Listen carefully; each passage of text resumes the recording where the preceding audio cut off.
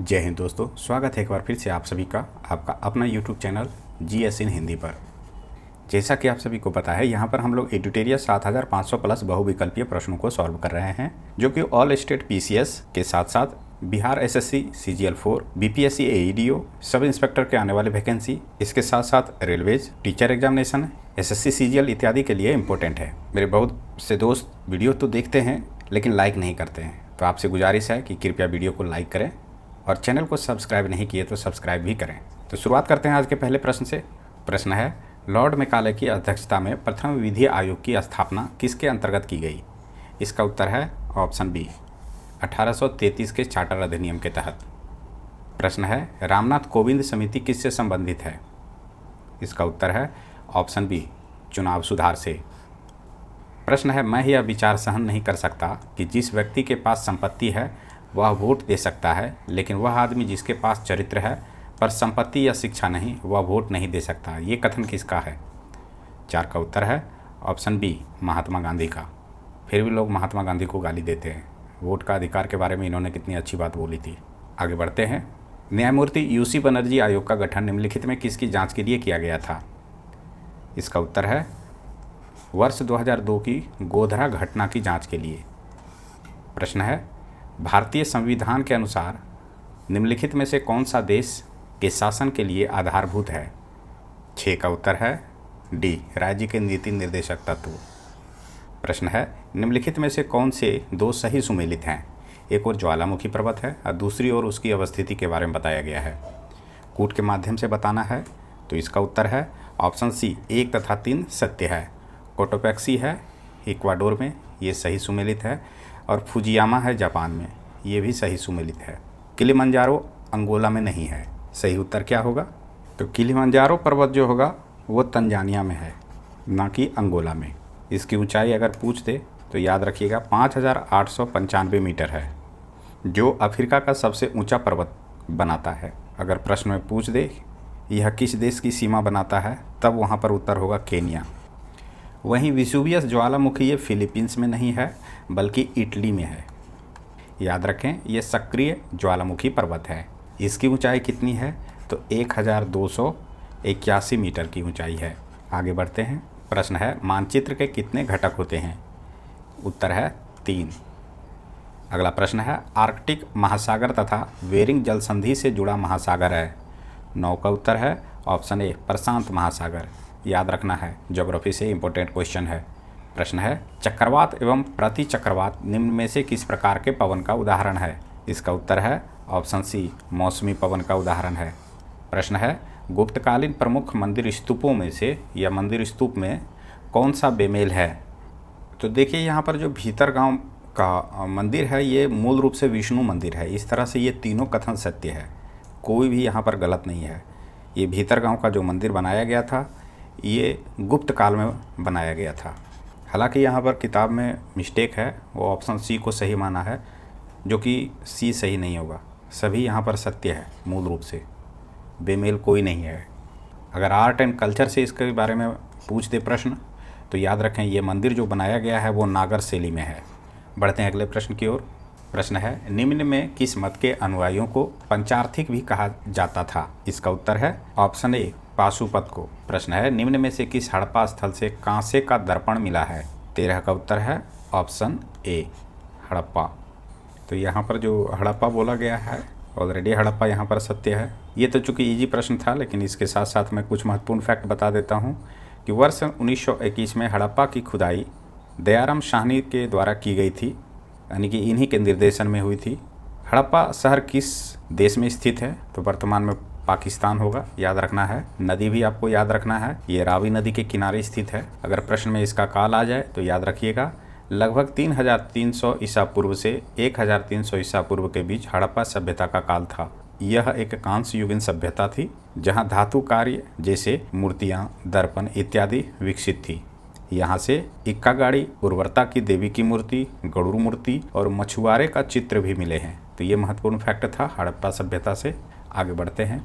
सिखों की राखी व्यवस्था के अंतर्गत उपज का कितना प्रतिशत हिस्सा संरक्षण के लिए लिया जाता था? 14 का उत्तर है ऑप्शन सी, 20%। प्रश्न है, निम्न में से किसे पाल वंश का दूसरा संस्थापक माना जाता है? 15 का उत्तर है ऑप्शन डी महिपाल को। प्रश्न है विजयनगर साम्राज्य में किस वंश की स्थापना सबसे पहले हुई थी? 16 का उत्तर है ऑप्शन सी संगम वंश। प्रश्न है निम्न में से किसकी उपाधि दुर्रे दुर्रानी यानी कि युग का मोती था? 17 का उत्तर है ऑप्शन सी अहमद शाह अब्दाली। चलते हैं अगले प्रश्न की ओर। प्रश्न है किसने कहा था कांग्रेस आंदोलन ना तो लोगों द्वारा प्रेरित था और ना ही उनके द्वारा सोचा गया या योजनाबद्ध किया गया था? इसका उत्तर है option B sir Syed Ahmed Khan. अगला प्रश्न है राजनीतिक सुधारों को लेकर विरोध करने वाले पहले भारतीय कौन थे? 19 का उत्तर है ऑप्शन सी राजा राम मोहन राय। नेक्स्ट क्वेश्चन है निम्नलिखित में कौन से सुमेलित नहीं हैं? 20 का उत्तर है option D land holders society of Bengal की स्थापना 1844 ईस्वी में नहीं हुई थी। कब हुई थी? कि 1838 ईस्वी होगा, 1838। बाकी बात एशियाटिक सोसाइटी ऑफ बंगाल की स्थापना 1784 ईस्वी होगा, ये सत्य है। एशियाटिक सोसाइटी ऑफ बॉम्बे की स्थापना 1804 ईस्वी, ये भी सत्य है। Royal Asiatic society of Britain, इसकी स्थापना 1823 ईस्वी, ये भी मूल रूप से सत्य है। आप एक काम कीजिए, लोग इसमें अक्सर गलत कर बैठते हैं या तो प्रश्न को छोड़ देते हैं, तो उससे बचने का यही एक उपाय है कि आप अपने दीवार पर लगभग 15 से 20 ऐसे सोसाइटी और एसोसिएशन का स्थापना जो हुई है, कहाँ हुई है, कौन करवाया है, इसके बारे में डिटेल आप मेज के सामने रखिए। प्रश्न है कि कांग्रेस के निम्नलिखित नेताओं में से कौन एक पूरी तरह से कैबिनेट मिशन योजना के पक्ष में था? एक इसका उत्तर है ऑप्शन सी सरदार वल्लभ भाई पटेल। प्रश्न है भारतीय समाज में महिलाओं एवं बालिकाओं की शिक्षा हेतु सर्वाधिक प्रयास किसने किया? 22 का उत्तर है ऑप्शन बी पंडित रमाबाई ने किया था।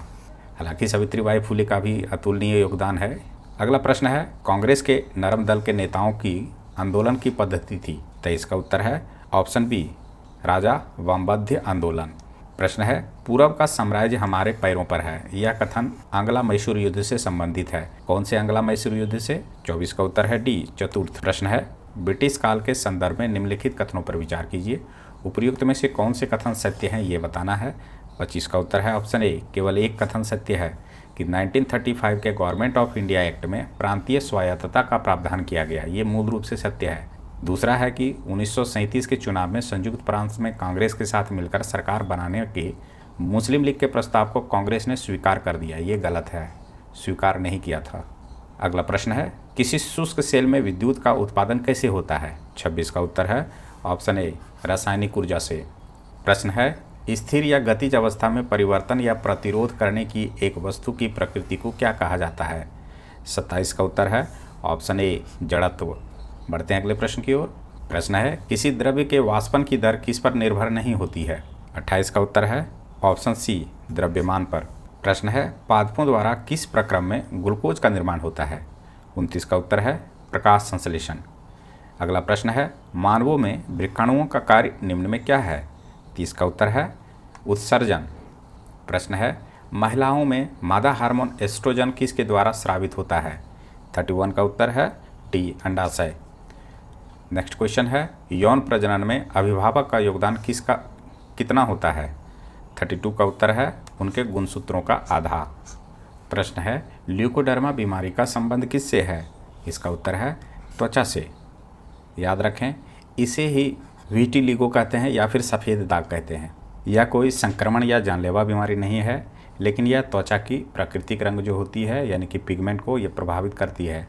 कारण क्या है? प्रश्न में पूछ दे सकता है कि कौन सी कोशिका का नष्ट होने पर यह बीमारी उत्पन्न होती है, तो याद रखिएगा मेलानोसाइट्स कोशिका नष्ट होने पर यह बीमारी उत्पन्न होती है। आगे बढ़ते हैं सूखा रोग निम्न में से किसे प्रभावित करता है? 34 का उत्तर है कंकाल तंत्र। अगला प्रश्न है ऐसे कवक जो अपने भोजन के लिए विशेषकर कीड़ों पर निर्भर रहते हैं उन्हें क्या कहा जाता है? 35 का उत्तर है ऑप्शन ए एंटोमोपैथोजेनिक। नेक्स्ट है निम्न में कौन बढ़ते भ्रूण के लिए पोषक ऊतक का कार्य करता है? 36 का उत्तर है डी भ्रूणपोष। प्रश्न है प्रायः कार्बनिक यौगिक में उपस्थित बंधों की प्रकृति होती है? 37 का उत्तर है सहसंयोजक। नेक्स्ट है प्राकृतिक रबड़ निम्नलिखित में किसका बहुलक है? 38 का उत्तर है ऑप्शन सी आइसोप्रीन का बहुलक है। प्रश्न है साइक्लोट्रॉन किसको त्वरित करने के लिए प्रयुक्त किया जाता है? 39 का उत्तर है ऑप्शन बी प्रोटॉन। प्रश्न है भारत के किस शहर को मरुस्थल की राजधानी कहा जाता है? 40 का उत्तर है डी जैसलमेर। ये राजस्थान का एक शहर है। आगे बढ़ते हैं। प्रश्न है कि इलेक्शन एटलस ऑफ इंडिया किसकी कृति है? 41 का उत्तर है ऑप्शन बी आर के ठकराल। नेक्स्ट है 1961 में बेलग्रेड में निरपेक्ष आंदोलन का प्रथम सम्मेलन में कुल कितने देशों ने भाग लिया था? 42 का उत्तर है बी 25 देशों ने भाग लिया था। अगला प्रश्न है कॉमरेड नामक समाचार पत्र के संपादक कौन थे? 43 का उत्तर है मोहम्मद अली। नेक्स्ट है अछूत जातियों के संबंध में हरिजन शब्द का प्रयोग सर्वप्रथम किसने किया था? इसका उत्तर है महात्मा गांधी ने।